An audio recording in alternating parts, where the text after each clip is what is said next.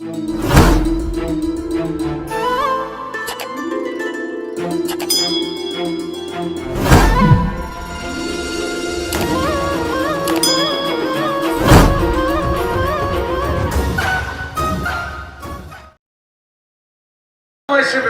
বৃন্দাবন বৃন্দাবন। আজকের আলোচ্য লীলা প্রসঙ্গ উত্তর গোষ্ঠ লীলা। উত্তর গোষ্ঠ মানে পূর্ব গোষ্ঠে ভগবান গিয়েছেন গোচারণে। এটা নিত্য লীলা, প্রত্যেক দিনই হয়। প্রত্যেকদিন গোবিন্দ নবলক্ষ ধেনু নিয়ে বৃন্দাবনে 12টি বন আর 12টি উপবন গোচারণে যায় সকাল সকাল, আর সন্ধ্যে হওয়ার আগেই ফেরে। আমরা মায়াবদ্ধ জীব, আমরা এসেছি এই বৃন্দাবনের ভূমিতে গোচারণ করতে। ও ভালো করে শোনো, তা আমাদেরকেও ফিরতে হবে। উত্তর কষ্ট আমাদের জীবনেও আসে বাবা, এসেছি যখন যেতে হবে, হবে না? তা মানুষের জীবনে উত্তর কষ্ট কখন আসে? 50 বছরের পরে উত্তরায়ণ মানে ফিরে যাওয়া। আপনি 50 বছর পর্যন্ত এগিয়ে যান, আর 50 হয়ে গেল, যেমন যেমন ভাবে এগিয়ে এসছেন সেরকম সেরকম ভাবে ফিরতে হবে। তা ফেরার কথা আপনারা ভুলে গিয়েছেন, তাই স্মরণ করিয়ে দেওয়ার জন্য এই লীলা। এইদিকে দেখুন, যতই সাজগুজ করেন 50-এর পর ফিরতে হবে। যতই শাড়ি কাপড় পরো না, ভালো মন্দ ক্রিম পাউডার আর যাই লাগানো, যত ওষুধ খান, ফিরতে হবে। ফেরার কথা ভুলে গিয়েছেন, ভাবছেন ऐसा ही चलेगा, ऐसा नहीं चलेगा बाबा। जब उसको बुलावा आएगा तब सब छोड़ करके जाना पड़ेगा।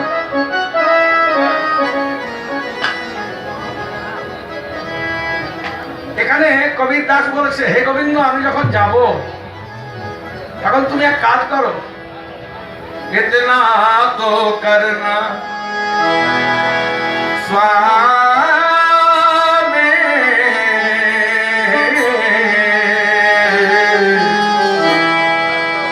जब प्राण तन से निकले निकले गोविंद नाम ले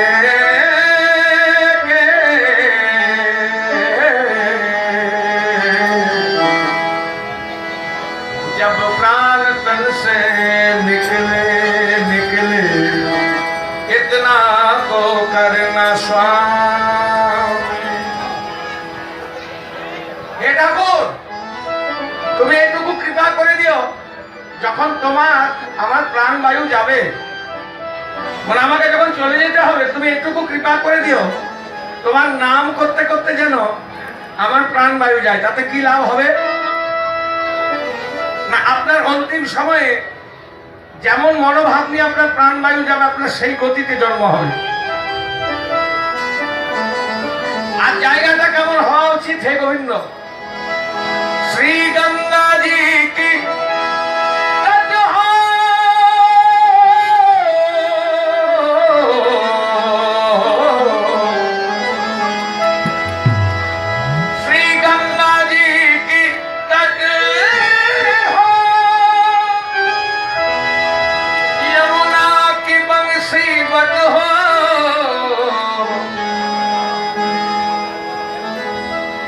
मेरे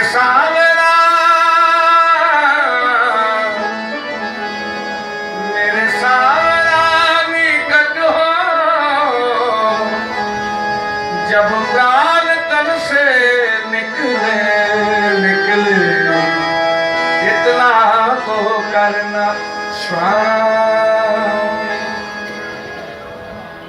हे गोविंद, আমার যখন প্রাণবায়ু যাবে, তখন তুমি যেন ওই সেই ত্রিভঙ্গ ভঙ্গিমার ছামে আমার সম্মুখে দাঁড়িয়ে থাকো। তোমার সেই ভুবন ঘোরানো রূপ দর্শন করতে করতে যেন আমার প্রাণ যায়। বজরঙ্গী কাছে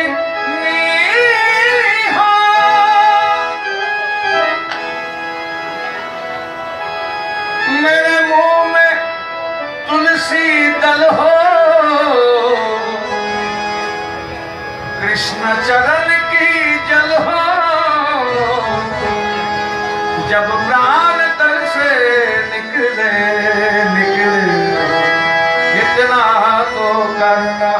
स्वामी।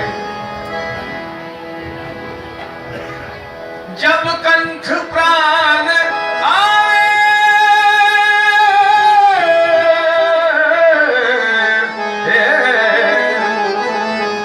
जब कंठ प्राण आए, कोई रोग ना सतावे, यम दर्शना दिखावे, जब प्राण तन से निकले निकले, इतना तो करना स्वामी। এই যে আমরা যে মালা করি না, এটা কখনকার জন্য বলুন তো?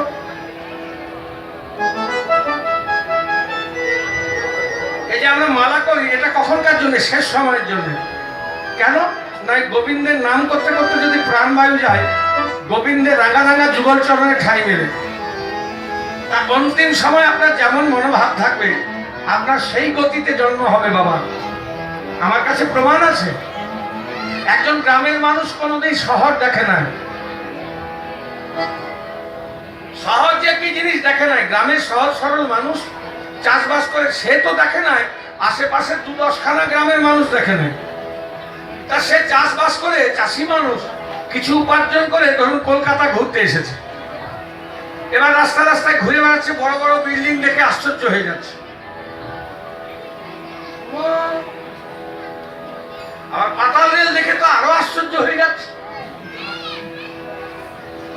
তা বলছো মা, শহর কি সুন্দর গো, আমি এই প্রথম দেখলাম। আমার গায়ের লোককে যদি আমি দেখাতে পারতাম তাহলে কত আনন্দ হতো। গরিব মানুষ তো, তা চিন্তা করছে এই শহর থেকে একটা এমন জিনিস নিয়ে যেতে হবে যেন গ্রামের মানুষ দেখলে চমকে উঠে। তা কি নিয়ে যাব? এই রাস্তায় ঘুরোঘুরি করতে করতে এক জায়গায় দেখছে, হ্যাঁ, মেট্রো স্টুডিও লেখা আছে।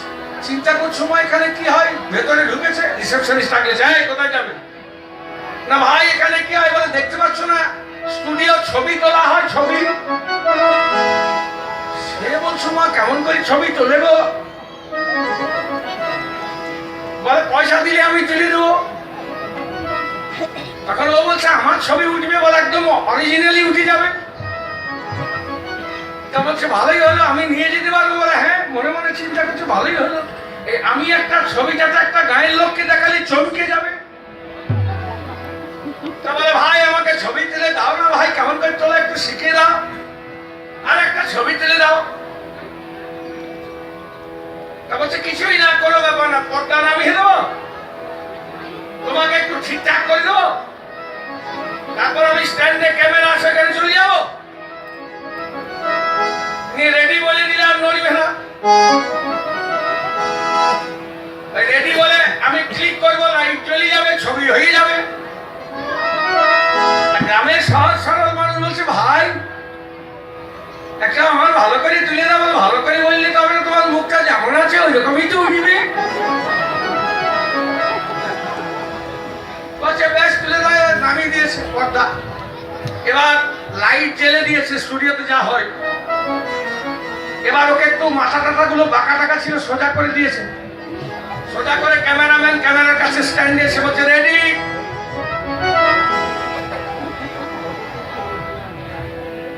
যেই রেডি বলে দিয়েছে, সেই রকম করে চুপটি করে দাঁড়িয়ে আছে। আর এমন সময় হয়েছে কি জানেন, একটা মাছি এসে নাকের উপরে বসেছে। এ বলছে হঠাৎ ছাড়া সময় পেয়ে দিলাম, আর বলবো আমাকে নড়তে মানা করেছে, আমি কেমন করে তাড়াই। বলছে ঠিক আছে, আমাকে নড়তে মানা করেছে, ঠোঁট তো নড়তে মানা করেনি। তখন ও করেছে, এদিকে রেডি বলে দিয়েছে, আর তখন ও ঠোঁটটাকে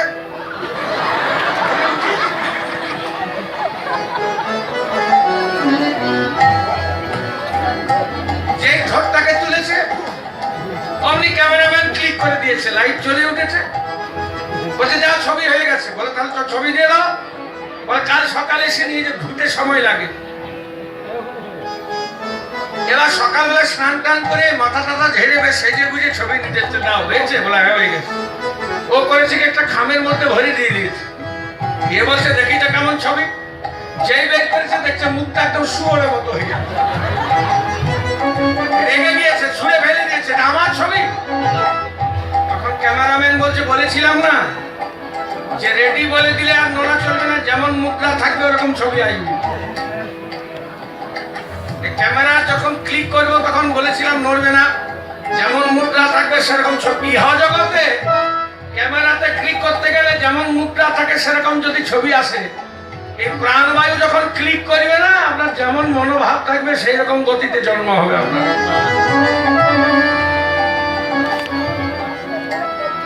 যার জন্যে অন্তিম সময় ফিরে যেতে হবে। তো ওই অন্তিম সময়ের জন্য 50-এর মানুষের কলিযুগের জীবের বর্মায় 100 বছর, 50-এর পর ফিরে যাওয়ার পালা সময় হয়ে গেছে। তাই জগতের শ্রীরামকে শিক্ষা দিচ্ছেন নিজের সখা শ্রীরামকে দিয়ে, বলে শ্রীরাম ফিরতে হবে, শ্রীরাম দেরি করিস না, দেখ এই নবলক্ষ ধেনু সব জলকর পাল জল কর শ্রীরাম সালে দাও সিংহায় ওরে পাল জল শ্রীরাম সালে দাও সিংহায় শ্রীরাম রে পাল জল কর শ্রীরাম সালে দাও সিংহায় আবার সঘনে বিষম খায় নাম করে পায় সঘনে বিষম খায় নাম করে পায় পালিয়ে ঘরে যেতে হবে, এবে ভাই যেতে হবে, ঘরে যেতে হবে, ঘরে যেতে হবে। পাল জল করে শ্রীরাম এবে ঘরে ঘরে যেতে হবে, ঘরে শ্রীরাম এবে ঘরে যেতে হবে। এদিকে দেখ,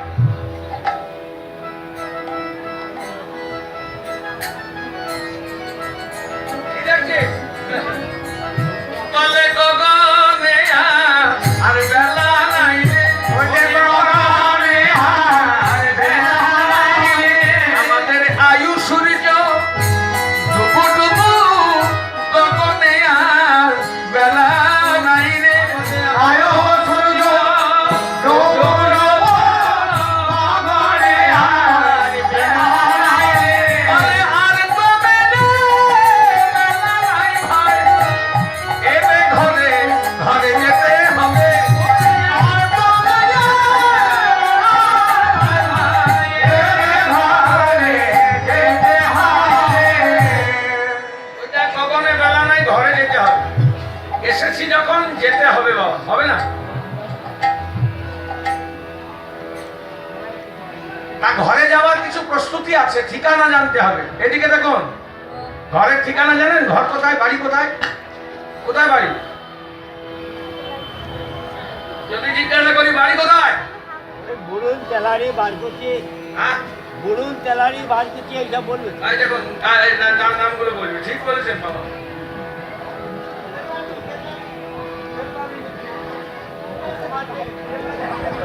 চেল্লাটি হাতে বলছে বাড়ি, তো যার যেখানে বাড়ি সেখানে বলবে এটা কি আসল বাড়ি। যখন আসেন তখন ওই জায়গায় নিয়ে এসছিলেন। আমাদের সবারই এক জায়গাতে বাড়ি। বাড়ি কোথায় জানেন? ঠিকানা বলবার জন্যই আমি আসানসোল থেকে এসেছি এখানে। জয়রাজ, আপনাদের দোষ নাই। আমাকে যদি জিজ্ঞাসা করেন আপনার বাড়ি কোথায়, বলে আসানসোল। আপনাদের বাড়ি কোথায়, বলে বাঘড়াহাট। হ্যাঁ, কীর্তন খোলা। যার যেখানে যে যেখানে বাস করেন সেটাই বলবেন বাড়ি। কিন্তু আমাদের এগুলো অনিত্য, এগুলো নিত্য নয়। আমাদের যে বাড়ি, সবারই বাড়ি এক জায়গাতে। কোথায় জানেন? গোবিন্দের পাদপদ্মে।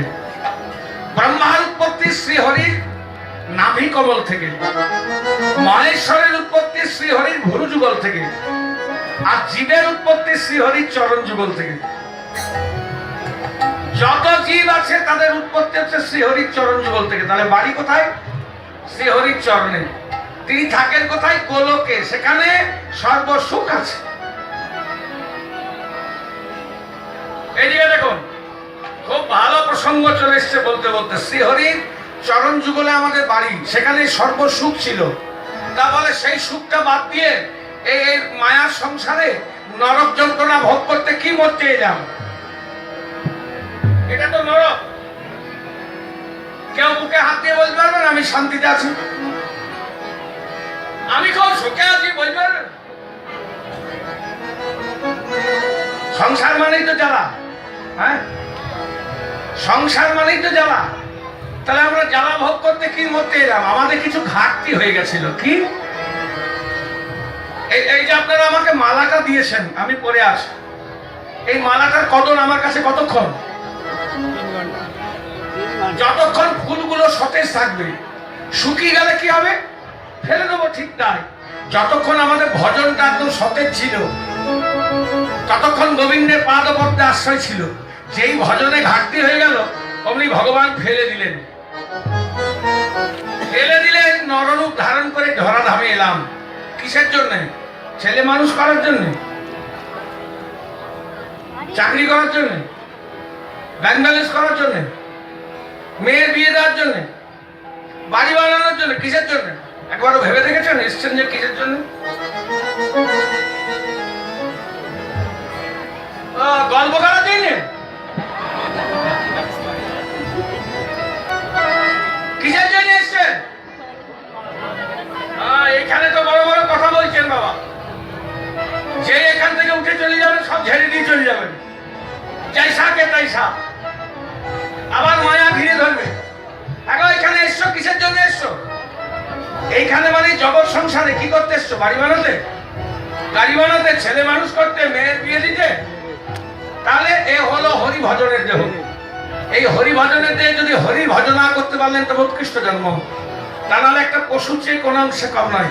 হরি ভজন যদি করতে পারলেন তবেই ঘরে ফিরে যেতে পারবেন, নচেত আসা যাওয়াই সাধারণ। তাই গোবিন্দ বলছে, হে শ্রীরাম, দেরি করিস না, পালে জড় করো শ্রীরাম, শানে দাও শ্রীরাম।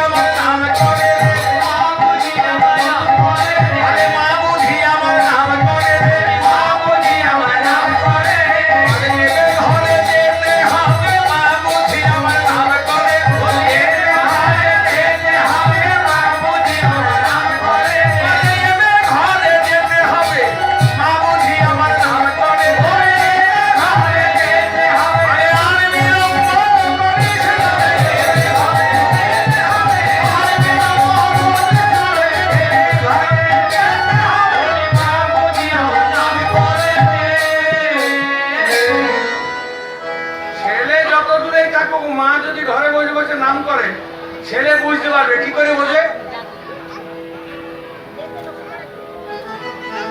বুঝতে পারে না। ছেলে যত বিদেশে থাকলেও বুঝতে পারবে মা যদি ঘরে বসে বসে নাম করে।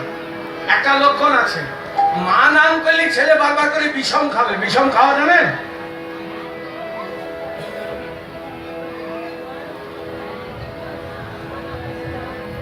বিষম খেলে কেমন হয়?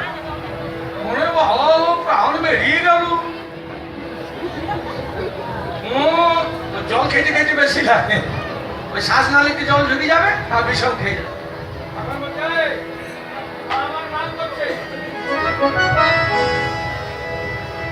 মা ঘরে বসে বসে নাম করছে।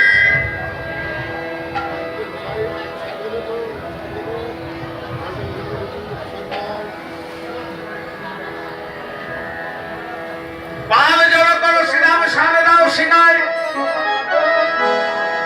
মা আমার নাম করছে, যাবার সময় বলেছিল একটা নাই, দেরি করিস না, সূর্য ডোবার আগেই ঘরে আসবি। এখন তো সূর্য কখন ডুবে গিয়েছে, আমাকে তো ঘরে যেতে হবে ভাই, চল দেরি করিস না। আর আজ মাঠে আমাদের বিলম্ব দেখিয়া, ওরে আজ মাঠে আমাদের বিলম্ব দেখিয়া, ওরে শ্রীরামের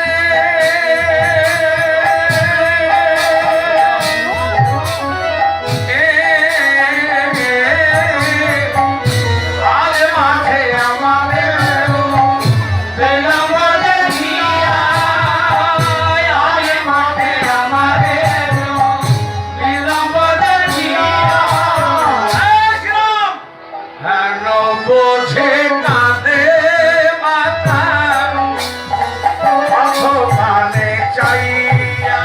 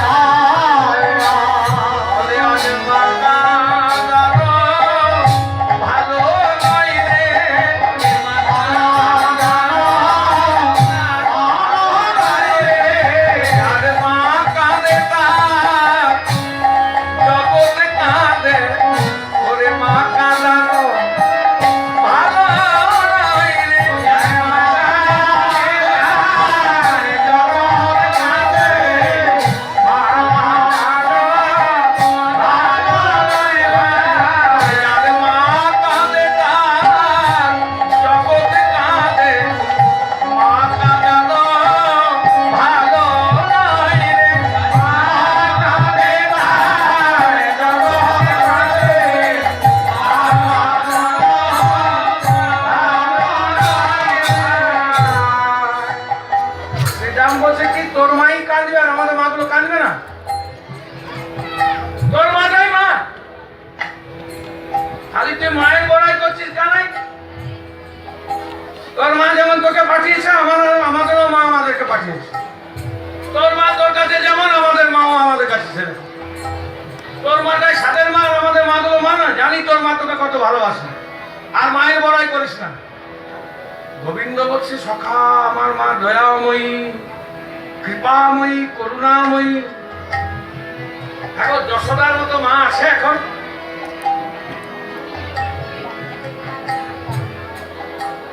এখন আর নাই, ওই জন্য কানাইও আসে নাই। ওই রামের মায়ের মতো মা নাই, ওই জন্য রামচন্দ্র আসে নাই, হয় নাই একটাও। আর মা যশোদার মতো মা নাই, ওই জন্য কৃষ্ণও আসে নাই। দেশের অবস্থা খুব খারাপ, এই বিশ্বের অবস্থা বলছি আমি। ঘোর কলি, এটা কলির প্রথম চরণ। আমরা অনেককে সংকল্প করাই যে আজ যাবতে জম্মুদ্বীপে ভারতখণ্ডে কলির প্রথম চরণে, মানে কলির এই মুখে ভাত হয়েছে, ভুজনও বলে, ভুজনও যেটাকে বলে, এই হয়েছে সবে। তাতেই কি অবস্থা দেখছেন বুঝতে তো পারছেন। এখন আরো বাকি আছে। এই দেশটাকে একমাত্র শুধরাতে পারেন মায়েরা।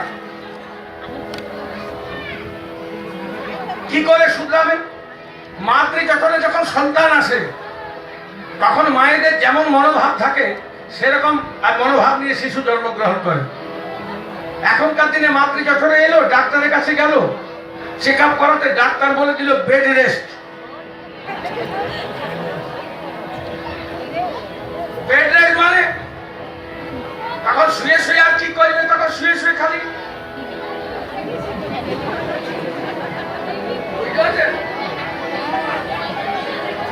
আমি ভুল বললাম বাবা?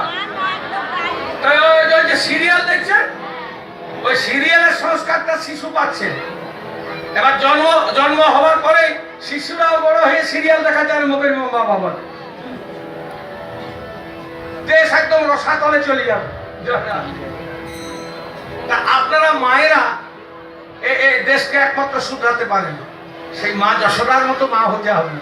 গোবিন্দ বলছে আমার মা দয়াময়ী, করুণাময়ী, কৃপাময়ী। শ্রীরাম বলছে জানি তোর মা কত দয়াময়ী, কৃপাময়ী। জানি রে তোর মায়ের প্রেম কত ভালোবাসে রে, কারণ জানি তোর মায়ের প্রেম কত ভালোবাসে।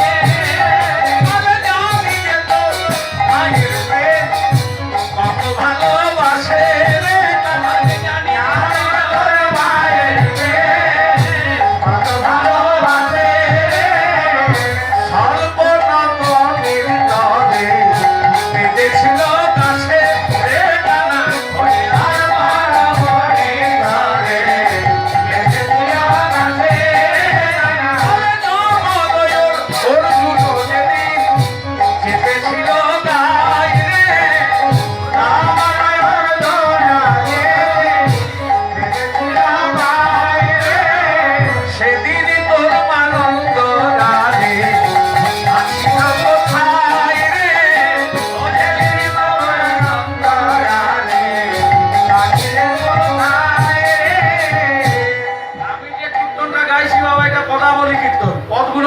বুঝতে হবে।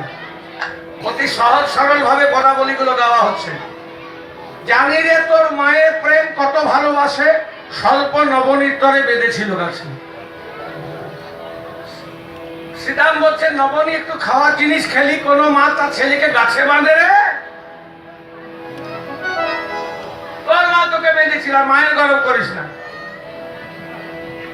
আর যমলা অর্জুন যেদিন চেপেছিল গায়ে, সেদিন তোর মা নন্দরানী আসিল কোথায়? গোবিন্দ বলছে, দেখ শ্রীরাম, ওরকম বলবি না, আমার মা দয়াময়ী।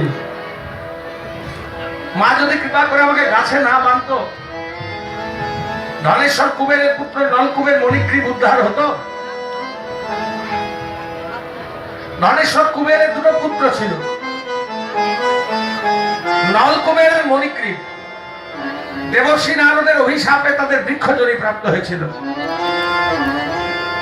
একদিন দেবর্ষী নারদ নারায়ণের গুণগান গাইতে গাইতে ওই কুবেরের সাম্রাজ্য দিয়ে চলে যাচ্ছিলেন। আর ধনেশ্বর কুবেরের দুটি পুত্র অর্থের অহংকারে, ধনের অহংকারে পথের ধারে বিবস্ত্র অবস্থায় যুবতী রমণীদেরকে নিয়ে জলক্রিয়া করছিলেন।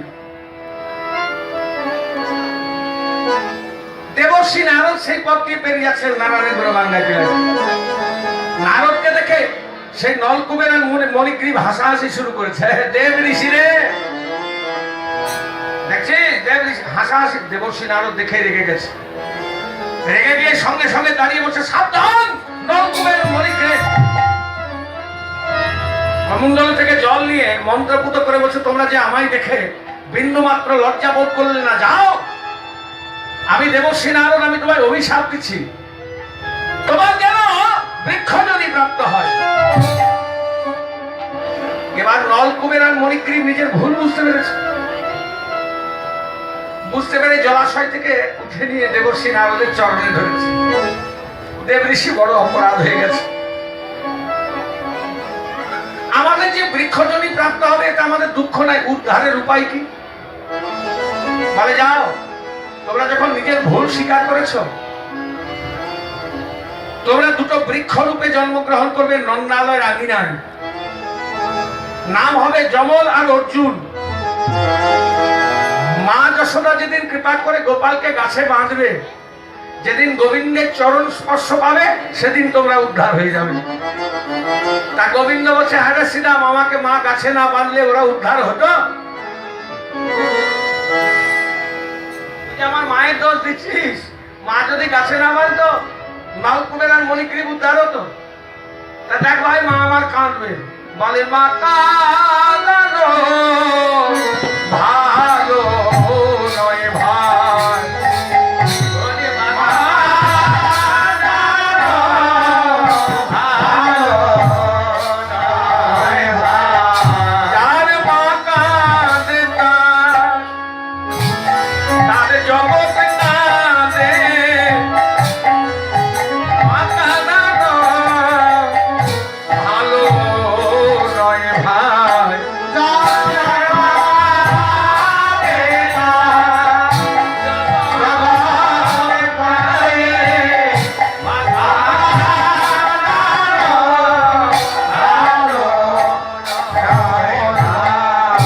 বলে, ঘরে বসে মা আমার কাঁদছে, ভাই চল এবার ঘরে যেতে হবে। এই মা যশোদা ঠিক কে? আর পিতা নন্দটি বা কে? মা যশোদা হচ্ছে সতী রমণী ধরা। পিতানন্দ দ্রোণ অন্ধ কৃষ্ণ ভক্ত। আপনাদের দেশে এইগুলো একটা করে পালা গান করে, আর আমরা দৃষ্টান্ত দিই। তা মা যশোদা সতী রমণী ধরা, আর পিতানন্দ হচ্ছে অন্ধ, দ্রোণ কৃষ্ণ ভক্ত। কি স্বীকৃতি করেছিলেন যে গোবিন্দকে পুত্র রূপে পেয়েছিলেন? কেমন স্বীকৃতি ছিল? একদিনের ঘটনা বলি। গোবিন্দ ভোলানাথকে বলছে, হে ভোলানাথ, চলুন কৃষ্ণ ভক্ত কেমন হয় দেখে আসবেন, চলুন আমার ভক্ত দেখে আসেন। ভোলানাথ বলছে, গোবিন্দ তোমার সঙ্গে যাওয়া তো কোথায় নিয়ে যাবে তার ঠিক ঠিকানা নাই, চলুন না ভোলানাথ, এরকম ভক্ত কশ্মীর কালো দেখতে পাবেন না। তখন ভোলানাথ করেছে কি, একজন বৈষ্ণবের মূর্তি ধারণ করেছে। আর শ্রী গোবিন্দ শ্রী গুরুদেবের মূর্তি ধারণ করে চলেছে সেই দ্রোণের বাড়ি। সকাল সকাল দ্রোণের বাড়ির দরজা গিয়ে ধাক্কা দিচ্ছে, দ্রোণ বাড়ি আসো, শীঘ্রই দরজা খোলো। যারা অন্ধ হয় বাবা, তারা অনেক সময় কণ্ঠস্বর শুনলেই বলে দিতে পারে কে এসেছে আর কে আসেনি। যে শ্রী গুরুদেবের মূর্তি ধারণ করে গোবিন্দ বলছে দ্রোণ বাড়ি আসো, দরজা খোলো, সঙ্গে সঙ্গে দ্রোণ ধরাকে বলছে, ওগো ধরা, আজ আমাদের কি সৌভাগ্য, গুরুদেবরা এসেছেন, শীঘ্রই দরজা খোলো। দরজা খুলে দেখছেন শ্রী গুরুদেব আর একজন পরম বৈষ্ণব।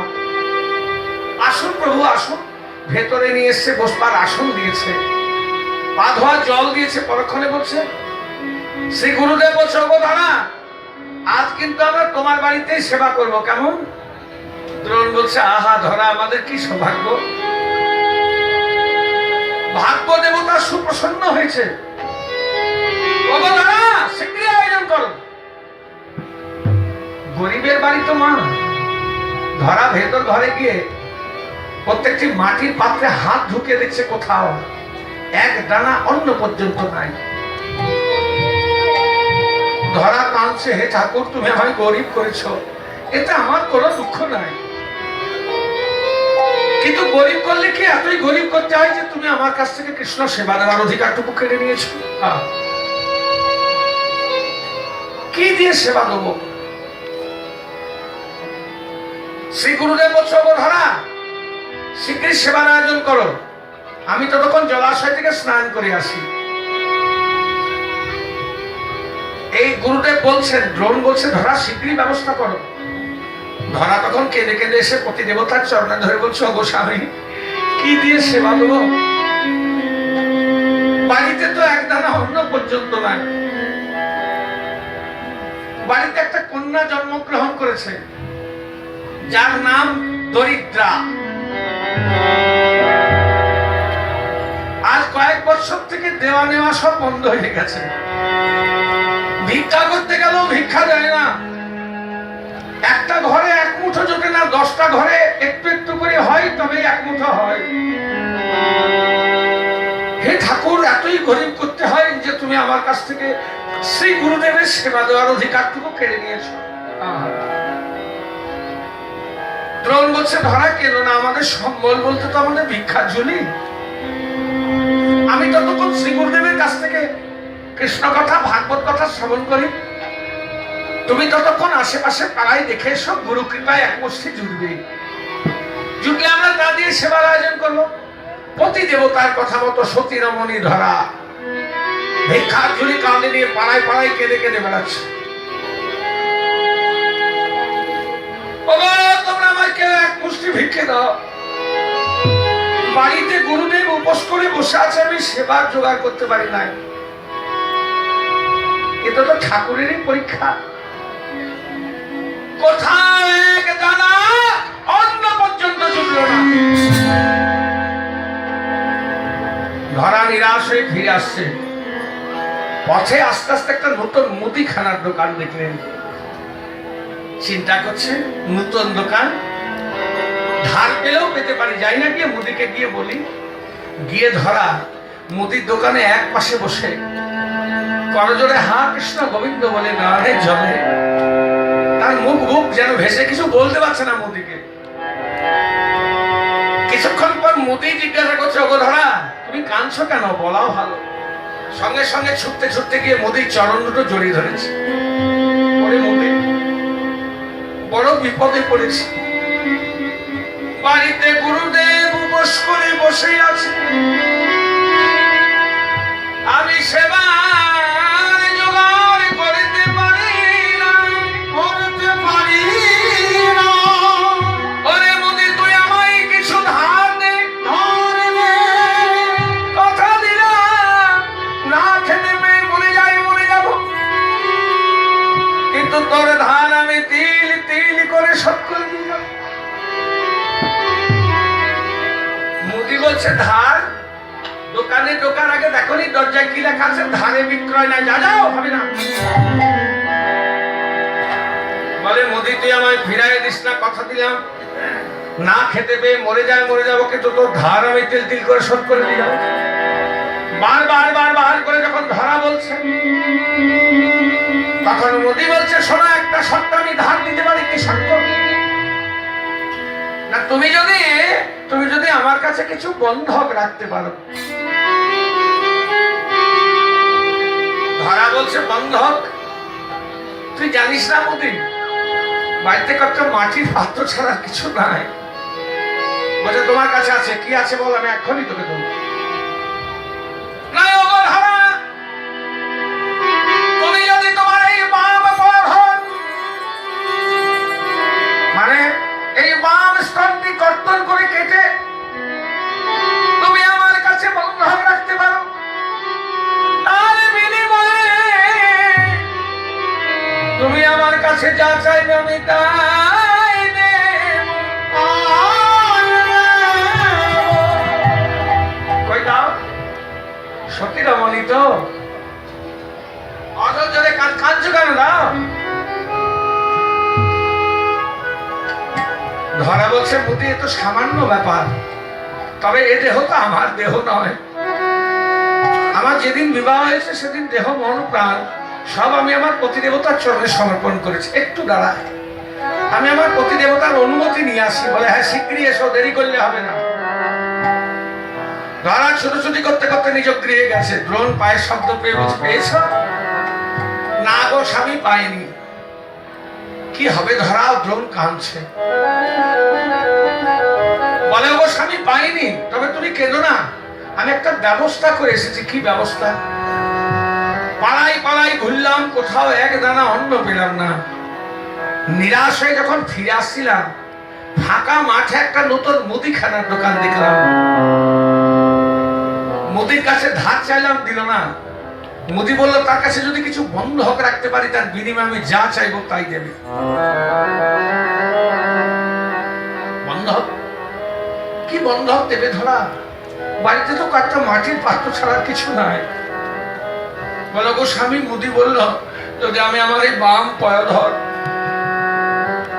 মানে বাম স্তনটি কর্তন করে কেটে তার কাছে বন্ধক রাখতে পারি, তার বিনিময়ে আমি যা চাইবো তাই দেবে।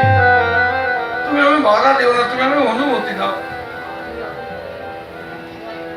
এ কথা শুনে দ্রোণ অঝর ঝরে কাঁদছে। ও স্বামী, এতে আমার কোনো কষ্ট হবে না, কোনো ব্যথা লাগবে না, শীঘ্রই অনুমতি দাও। গুরুদেব উপোস করে বসে আছেন। কেমন ঠাকুরের পরীক্ষা? বলে, ধরা, আমি সেজন্য কাঁদিনি। আমি কেন কাঁদছি জানো ধরা? কেননা আমি কেন পুরুষ না হয়ে তোমার মতো রমণী হলাম না?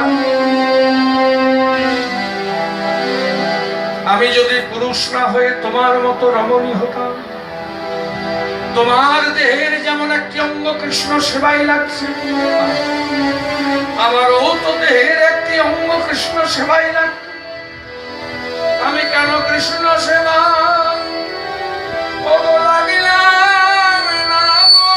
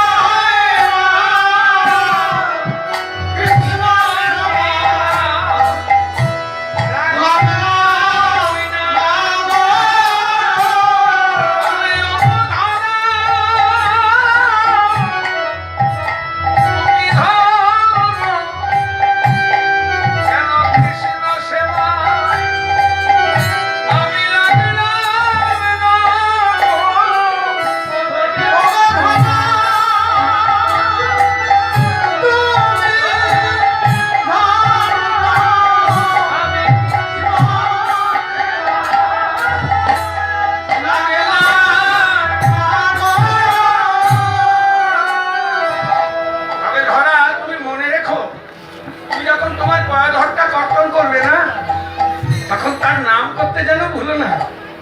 কৃষ্ণ নাম মৃত সঞ্জীবিনী নাম, এ নামে মৃতদেহ প্রাণের সঞ্চার হতে পারে।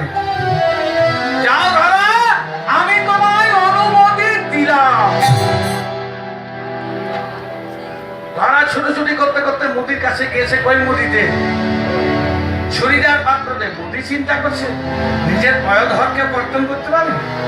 একটা চকচকে ধারালো ছুরি আর একটা পাত্র দিয়ে দিয়েছে, না ধরা ধরো। ধরা করেছে কি, ওই বাম পয়ধরটি পাত্রের উপরে রেখে হা কৃষ্ণ গোবিন্দ বলে কেঁদে কেঁদে সেই বাম পয়ধরটি কর্তন করেছে। আর জীর্ণ বসন, ছেঁড়া বসন দিয়ে কোন রকমে সেই কর্তন করা পয়ধরটি ঢাকা দিব চাইলে মোদি ধর শিগগিরি ধারতে। মোদি বড় বড় চোখ করে চাইছে। কি হলো দে? আমার বড় বড় চোখ করে চাইছে।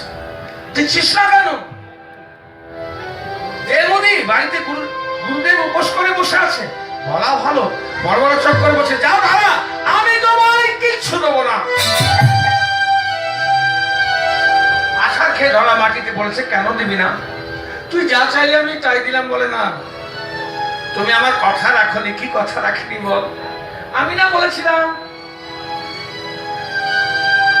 তুমি যখন তোমার পয়ধরটি কর্তন করবে তোমার চোখ দিয়ে জল পড়বে না। ওই তো তোমার চোখে জল। ধরা বলছে এই কথা। আমার দিকে ভালো করে চেয়ে দেখ। আমি বাম পয়ধর কর্তন করেছি, আমার বাম নয়নে জল নাই। ডান পয়ধর এখনো বর্তমান আমার ডান চোখে জল। কেন জানিস? ডান পয়ধর কাঁদছে আর কেঁদে কেঁদে বলছে, হে গোবিন্দ,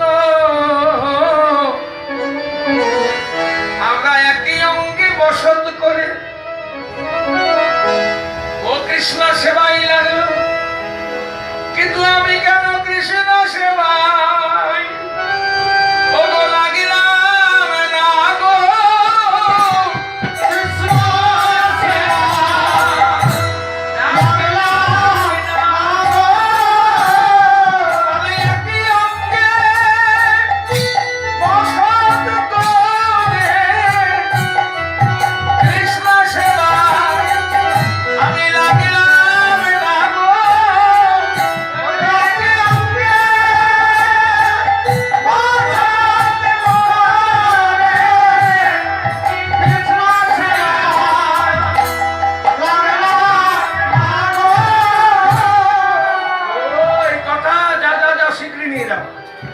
এবার ধরা অঞ্চল ভর্তি করে সেবার সামগ্রী নিয়ে গেছে। ব্রহ্ম পায়ে শব্দ পেয়ে বসে, পেয়েছে? হ্যাঁ স্বামীকে, শীঘ্রই আয়োজন করো। এবার ধরা মনের আনন্দে রন্ধনশালে রান্না করছেন। দুটি পারস সাজিয়েছে, একটা শ্রী গুরুদেবের আর একটা বৈষ্ণবের। ঠাকুরের পরীক্ষা দেখুন, ওই বৈষ্ণবের জন্য যে পারসটি সাজিয়েছে, ওই পারস সাজাতে সাজাতে ওই থালাতে কোন সময় ওই কর্তন করা পয়ধর থেকে কয়েক ফোঁটা রক্ত পড়ে গেছে। ধরা গুণাক্ষর জানতে পারেনি। এবার দুজনকে আসন দিয়েছে, জল দিয়েছে। আচমন করে সেবা নিতে যাবে। সেই বৈষ্ণব বলছে, হ্যাঁ গোবিন্দ, এই সেবা, এই ভক্ত, এই সেবা দেখাতে নিয়ে এসছ। আমি বৈষ্ণব, আমার থালায় রক্ত পড়ে সেবা দিতে জানে না। এ কথা ধরা শুনতে পেয়ে আশার খেয়ে গড়াগড়ি দিচ্ছে আর কাঁদছে আর বলছে, হে ঠাকুর, এত করে আমি সেবা দিতে পারলাম না। গোবিন্দ বলছে, হে ভোলানাথ, ও কেমন ভক্ত তুমি জানো? এরকম ভক্ত কসমিন কালো হয় নাই, হবে না। ভোলানাথ বলছে, গোবিন্দ কাকে বলছো আমাকে? তুমি তো ভক্তকে দেখবার জন্যই নিয়ে এসেছো। ও ভোলানাথ, তুমি কেন না, আমি তোমায় পরীক্ষা করছিলাম।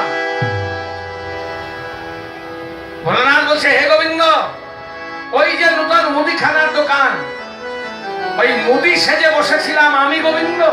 ভোলানাথ বলছে, ওগো ধরা, তুমি যে আমায় পয়ধর বন্দর দিয়ে সেবার আয়োজন করেছো, আমি তোমায় কথা দিলাম, এই তোমার পয়ধর আমি শিরোধার্য করে নিলাম, মাথায় তুলে নিলাম। তোমার পয়ধর না হলে আমার সেবা পুজো হবে না। সেই পয়ধরটি হচ্ছে শ্রীফল, বেল। বেল না হলে ভোলানাথের পুজো হয় না। আর গোবিন্দ বলছো, গো তুমি যে স্তন বন্ধক দিয়ে আমাদের সেবার আয়োজন করেছো, কথা দিলাম তোমার গর্ভে জন্মগ্রহণ করবো না, কিন্তু তোমার স্তন পান করে আমি স্তনের জ্বালা নিবারণ করবো। যার জন্য মা যশোদার গর্ভে জন্মগ্রহণ করেন নাই, কিন্তু মা যশোদা স্তন পান করেছিলেন। তা কেমন ভক্ত ছিলেন, ভক্তাধীন ভগবান তো, তাই বলছে দেখ সেই মাকে আমি কথা দিয়ে এসছি ভাই, আমাকে ঘরে যেতে হবে। তো শ্রীরাম বলছে ধেনু পাল জড়ো করতে বলছিস, নবলক্ষ ধেনু আমরা পারবো, তুই পারবি, তুই কর। তা গোবিন্দ বলছে কেমন, শ্রীরাম বলছে কেমন করে করবি জানিস, বেনু বাজা, বেনু বাজালেই ধেনু সব চলে আসবে। তখন বেনু মানে একটু বড় হয় দেখতে, বাঁশি একদম ছোট, আর মুরালি মাঝারি।